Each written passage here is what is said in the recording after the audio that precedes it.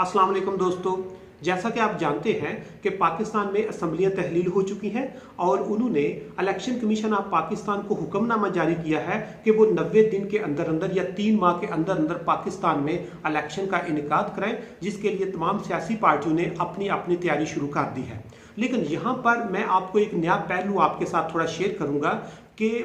अगले 90 दिन में या 3 माह के अंदर अंदर पाकिस्तान में इलेक्शन का इनेकाद मुश्किल नहीं है, ये नामुमकिन है। और इस नामुमकिन के पीछे मैं आपके सामने दो एस्पेक्ट डिस्कस करूंगा। एक के इलेक्शन कमीशन ऑफ पाकिस्तान के कुछ वो मसाइल हैं, दूसरे नंबर पर इलेक्ट्रॉनिक वोटिंग मशीन की जो प्रोसीजर्स है उसमें वो अभी तक कुछ ना कुछ बैरियर है, और तीसरे नंबर पर इसमें जो हम कह सकते हैं कि इंस्टीट्यूशनल रोल है उसको भी हम डिस्कस करेंगे। जिस तरह मैंने बताया कि अगले 3 माह में इलेक्शन नामुमकिन है और उस के लिए कम से कम 6 माह चाहिए होंगे, क्योंकि इलेक्शन कमीशन ऑफ पाकिस्तान के अरबाब इख्तियार ने डॉन न्यूज़ से बात करते हुए बताया है कि हमारे पास जो हल्का बनियों का प्रोसीजर है वो भी मुकम्मल नहीं है। स्पेसिफिकली पंजाब और KPK में अभी बहुत ज़्यादा लीगल जो इश्यूज हैं वो उनको फेस करने पड़ रहे हैं।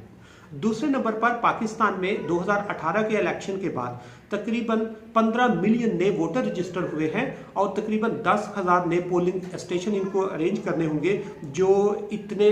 लिमिटेड टाइम में उनको अरेंज करना भी पॉसिबल नहीं है। इसके साथ जो वोटिंग के लिए इनको इंस्ट्रूमेंट चाहिए होंगे, जो बैलेट पेपर चाहिए होंगे, जो इनको बाकी इक्विपमेंट चाहिए होंगे, वो तकरीबन पाकिस्तान में 1,10,000 पोलिंग स्टेशन इन्होंने अरेंज करने होते हैं और उनको 3 माह के अंदर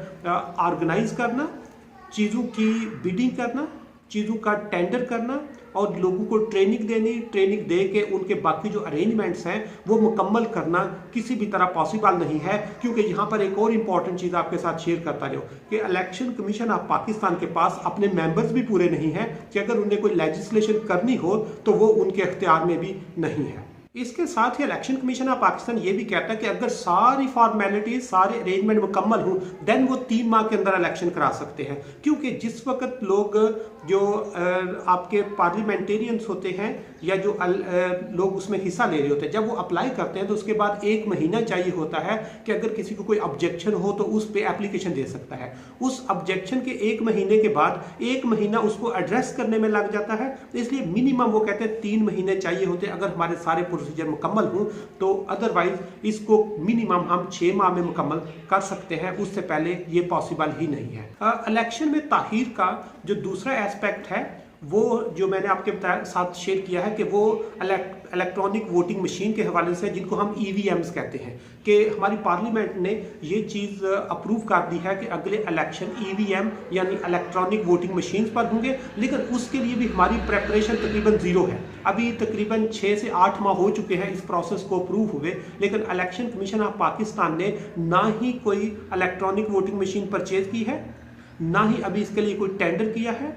और इसके लिए अगर हम टेंडर करके मशीनों को परचेज करते हैं तो उसके लिए जिन कंट्रीज़ ने EVMs को यूज़ किया है वो कहते हैं इसके लिए कम से कम 2 साल का अरसा चाहिए होता है, तब जाके आप इलेक्ट्रॉनिक वोटिंग मशीन्स पे वोटिंग प्रोसेस को करा सकते हैं। क्योंकि जब आप मशीन परचेज करते हैं तो उसके बाद मशीन की इंस्टॉलेशन का प्रोसेस होता है। इंस्टॉलेशन के बाद उनकी प्री टेस्टिंग होती है कि उसमें कौन कौन से इश्यूज फेस करने पड़ रहे हैं, और उसके बाद सबसे इंपॉर्टेंट ये है कि आपने लोगों को उसमें ट्रेनिंग्स देनी होती है, लोगों को उसमें कंसल्टेंसी देनी होती है, इलेक्ट्रॉनिक एंड प्रिंट मीडिया के थ्रू लोगों को उसमें अवेयरनेस दी जाती है। क्योंकि हमारे पाकिस्तान जैसे डेवलपिंग कंट्री में जहाँ पर 60% लोग इलिटरेट हों और वो अभी ATM मशीन यूज़ नहीं कर सकते, वो इलेक्ट्रॉनिक वोटिंग मशीन किस तरह यूज़ करेंगे। इसलिए वो भी एक बहुत बड़ा वो प्रॉब्लमेटिक एरिया है कि हमारे पास जब मशीनें ही नहीं, हमने टेंडरिंग भी उनकी नहीं की, हमने उनको इंस्टॉल करने का, उसकी प्री टेस्टिंग का या उसके लिए कोई ट्रेनिंग एंड डेवलपमेंट का कोई भी प्रोसीजर हमारे पास नहीं है।